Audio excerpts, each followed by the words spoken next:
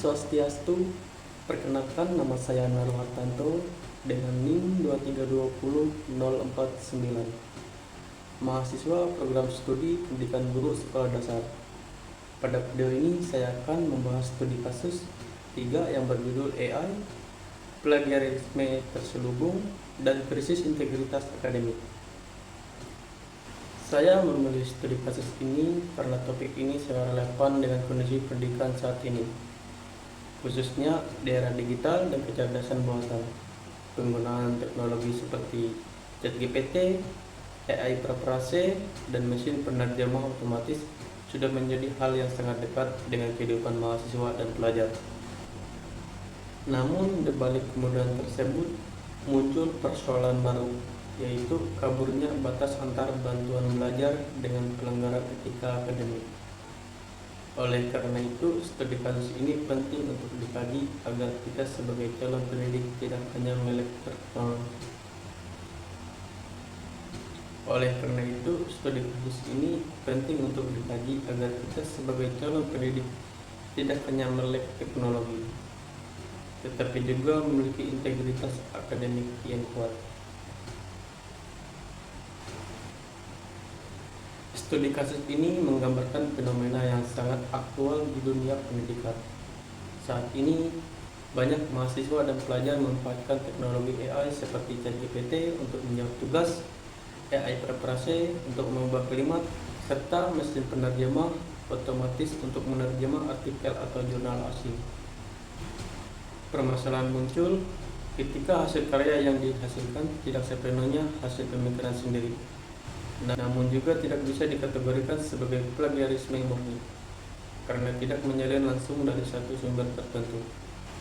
Akibatnya, karya tersebut berada di wilayah abu-abu, terlihat rapi, bahasanya akademik, tetapi proses berpikir kritis dan mahasiswa sangat minim.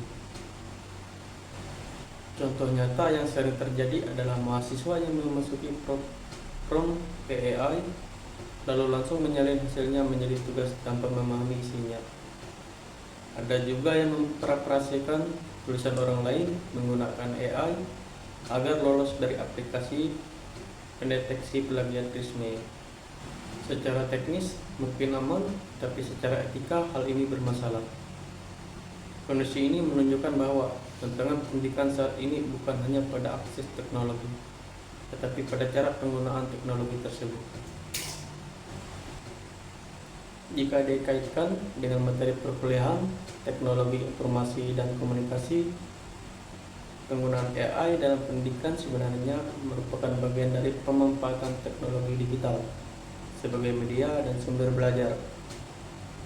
Teknologi seharusnya berfungsi sebagai alat bantu, bukan sebagai pengganti proses berpikir manusia. Dalam perspektif etika akademik, plagiarisme tidak hanya dipahami sebagai penyalin karya orang lain secara langsung, tetapi juga mencakup penghilangan proses intelektual pribadi. Ketika mahasiswa menggunakan AI untuk menghasilkan tugas tanpa memahami, menganalisis, atau mengolah kembali informasi tersebut, maka yang hilang adalah kejujuran akademik. Secara teori, hal ini berkaitan dengan konsep integritas akademik yang mencakup nilai kejujuran, tanggung jawab, dan keadilan dalam proses pembelajaran. AI menjadi masalah bukan karena teknologi, tetapi karena tidak adanya kesadaran etis dalam penggunaannya. Selain itu, jika dikaitkan dengan teori konstruktivisme, belajar seharusnya merupakan proses membangun pengetahuan melalui pengalaman dan pemikiran sendiri. Penggunaan AI yang berlebihan justru bertentangan dengan prinsip ini, karena mahasiswa hanya menjadi penerima informasi pasif, bukan membangun pengetahuan. Dengan demikian, penggunaan AI otomatis dapat dikategorikan sebagai pelanggaran etika akademik jika digunakan untuk mengganti proses berpikir, tapi bukan plagiarisme jika digunakan sebagai alat bantu, misalnya untuk mencari ide awal memahami konsep atau memperbaiki struktur bahasa dengan tepat, mencantumkan sumber dan hasil pemikiran sendiri.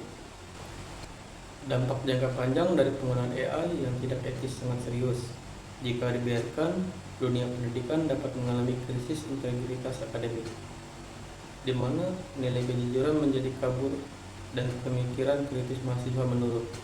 Mahasiswa bisa terbiasa dengan jalan pintas, tidak terlatih untuk menganalisis, dan kurang bertanggung jawab terhadap hasil belajar sendiri. Dalam jangka panjang, hal ini akan menghasilkan lulusan yang secara akademik lemah, meskipun secara teknologi terlihat canggih. Sebagai calon guru, sikap yang seharusnya diambil adalah bijak dan bertanggung jawab dalam memanfaatkan AI. AI boleh digunakan sebagai pendukung pembelajaran, misalnya untuk mencari referensi, membuat kerangka, atau memahami konsep yang sulit. Tetapi hasil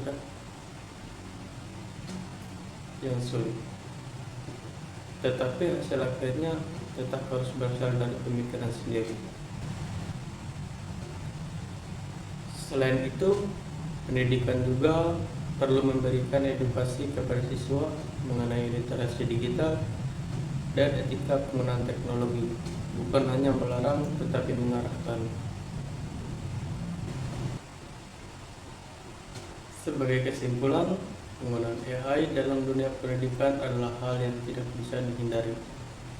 Namun, AI bukanlah pengganti integritas akademik. Penggunaan AI tidak otomatis menjadi plagiarisme, tetapi dapat menjadi pelanggaran etika jika menghilangkan proses berpikir dan kejujuran akademik. Oleh karena itu, mahasiswa dan pendidikan perlu memiliki sikap kritis, bijak, dan bertanggung jawab agar teknologi benar-benar menjadi alat untuk meningkatkan kualitas pendidikan, bukan merusaknya. Saya sampaikan, saya akhiri dengan mengucapkan Parma Santi dan Sahih. Om Santi Santi Santi Om Sahih.